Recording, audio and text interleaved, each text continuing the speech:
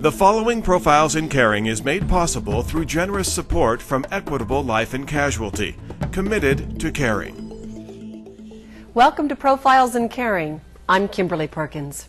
This week we're focusing on elementary education, and I'm not just talking about reading, writing, and arithmetic. These are unique life-forming lessons learned outside of the classroom, lessons that will help mold these young students into more compassionate, socially responsible citizens. We begin in the small town of Layton, Utah, where young and old hearts are intertwined with the Reaching Hearts Through Reading program.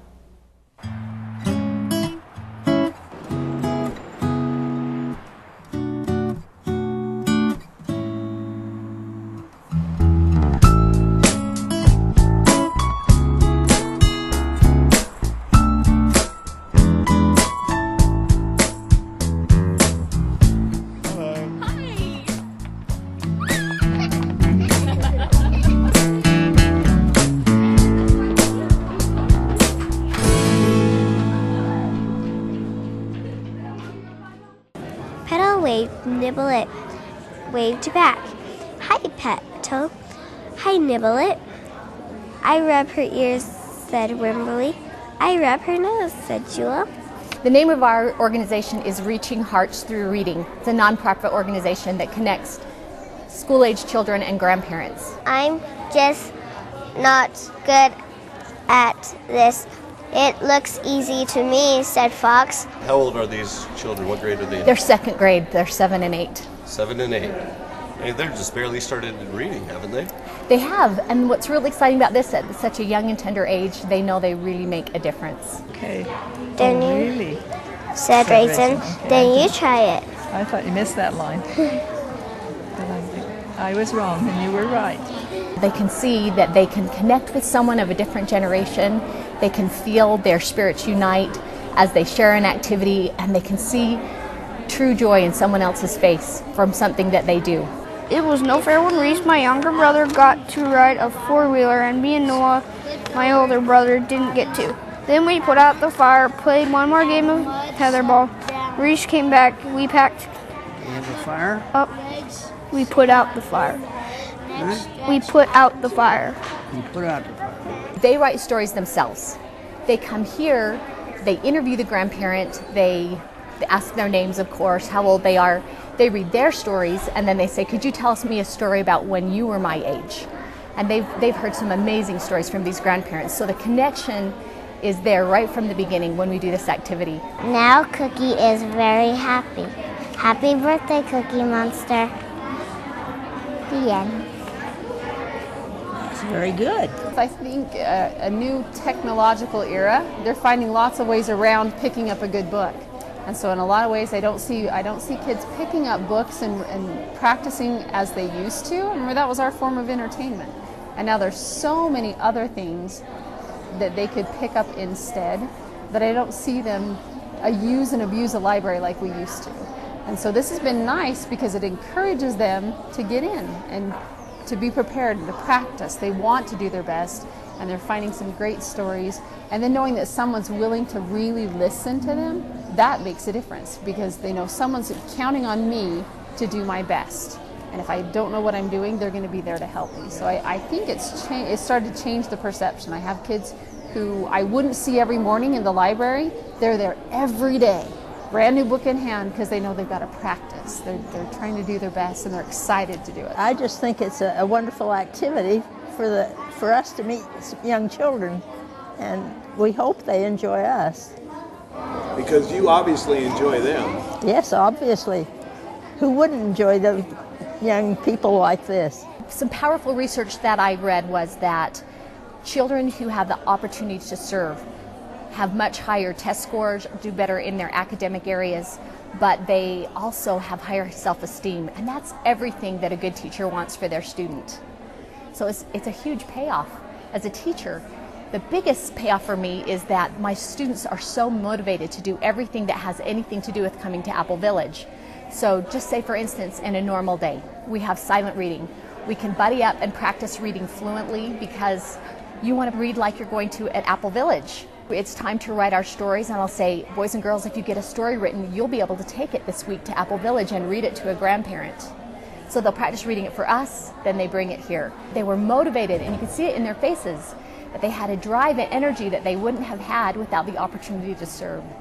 We have chicken pie, country ham, homemade butter on the bread.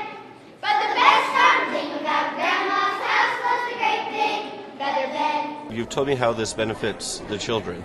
On the Yes. other hand, how is this benefiting the elders who are here? You can see it in their faces as they're reading, the drawing in close. And I take pictures of the residents and the children every time I come. We copy them, print them off, and give them to the grandparents.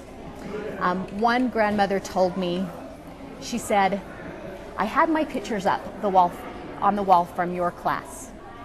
My grandkids came and said, who are these kids? And she said, I said, these are the kids who come and see me every other week and read with me.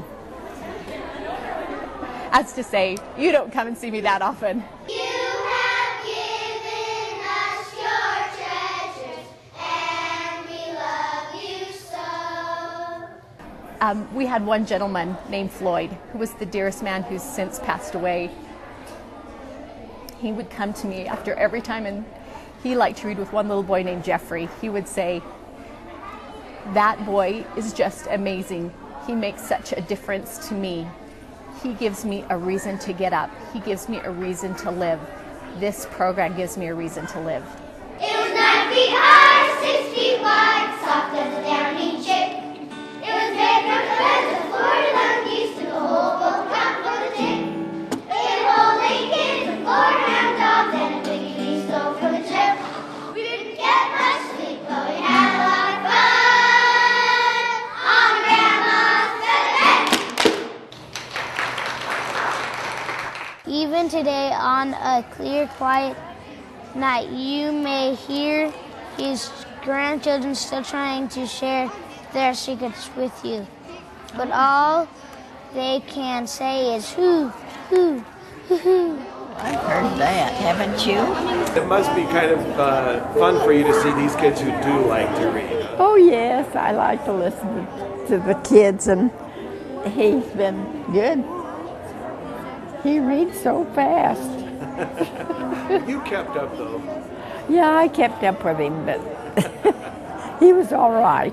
It helps us read better, and because it is fun, and it's, I don't know, it's just really fun. Our expense budget for 10 visits is about $1,000. This year we had the money from the foundation plus a private donor of a family member here gave us enough money for 3 extra visits. So we would have finished back in March, but instead we were able to come all the way until May. And the Davis School District Foundation had a service learning grant that I was able to apply for, and that's provided our funding for the last 6 years, counting this year. That funding is gone for next year. So we're looking for funding sources for next year.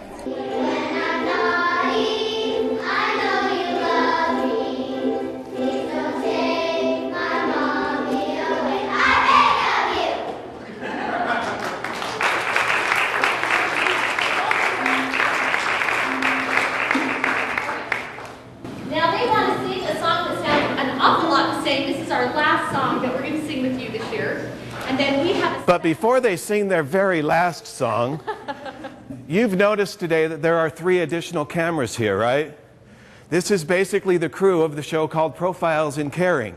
And we travel the world doing stories about people who care, like Leslie, don't you think? And these kids? I do.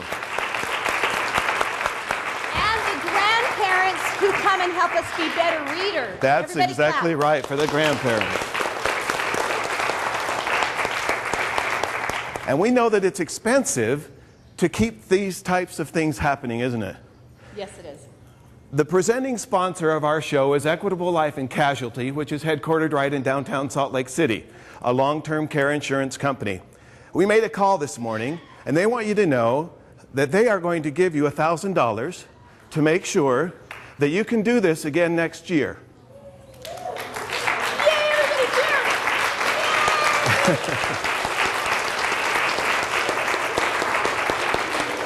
And so to make this official and to do it in the proper language, on behalf of Equitable Life and Casualty, Ambassador of Caring Foundation, and the crew of Profiles in Caring, thanks for what you do, and use that $1,000 to keep reading and making our adoptive grandparents happy and these kids happy.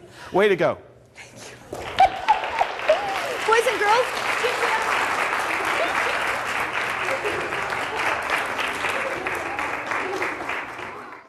What a wonderful group of kids. Wouldn't it be great if schools across our country would adopt a similar program? A special thanks to our title sponsor, Equitable Life and Casualty, for stepping up and ensuring that this program can continue next year. Way to go, guys.